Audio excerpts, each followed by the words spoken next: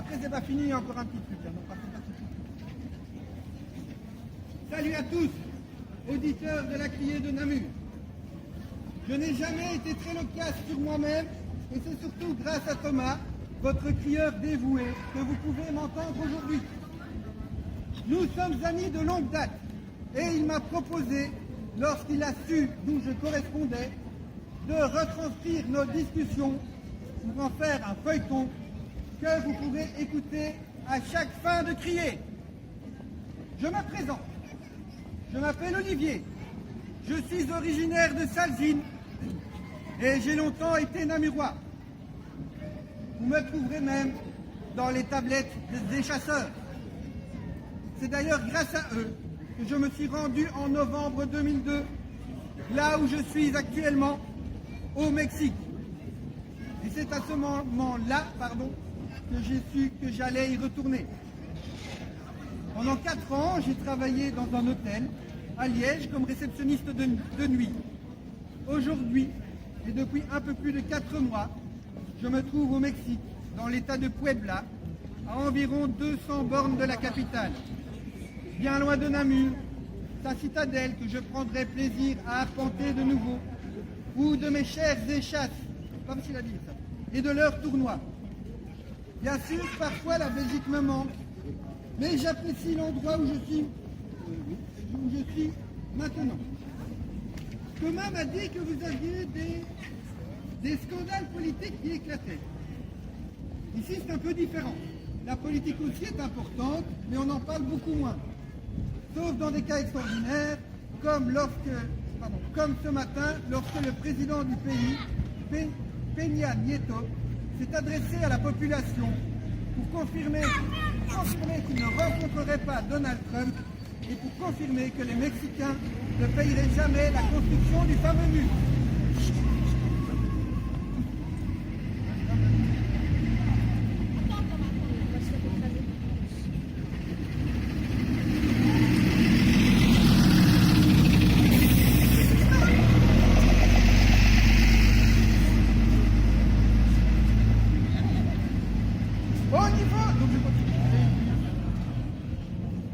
Au niveau local, ça bouge quand même un peu. Et les remous les plus forts ont eu lieu suite à la décision d'augmenter de 25% le prix de l'essence. Elle se vend à présent 15 pesos, environ 75 centimes d'euros, de litre. Il y a eu des manifs et des émeutes un peu partout. À cause de cette hausse de prix, il y a aussi depuis peu des vols d'essence.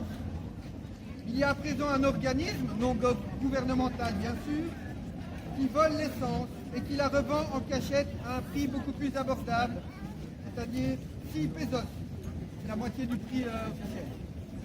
Un article que je viens de lire m'annonce que l'armée vient de trouver un tunnel dans une maison du quartier de San Martín Texmelucan à Puebla.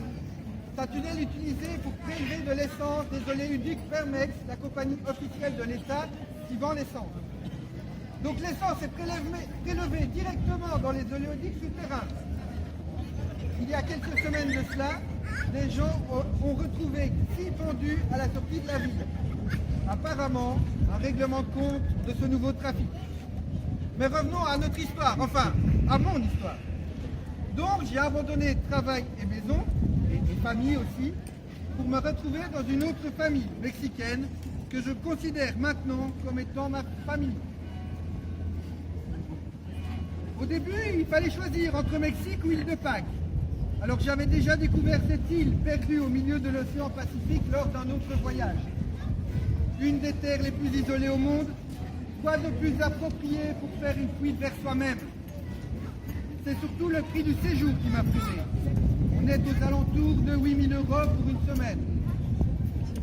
Alors que je connaissais déjà le Mexique, où il était plus facile de tout recommencer, car j'ai un point de chute, la vie n'est pas chère, et le voyage jusque-là non plus. Enfin, relativement. C'est donc tout naturellement que, étant célibataire et sans enfant, je partis il y a de ça 4 mois, maintenant, vers le pays qui berçait une bonne partie de mes rêves.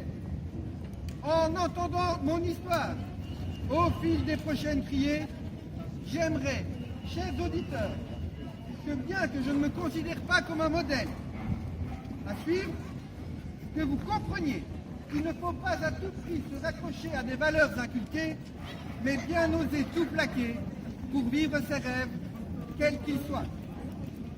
Sur cette pensée, je me dois de vous laisser, car même ici, la vie suit son cours. Bonne fin de crier, et comme on dit ici, hasta pronto.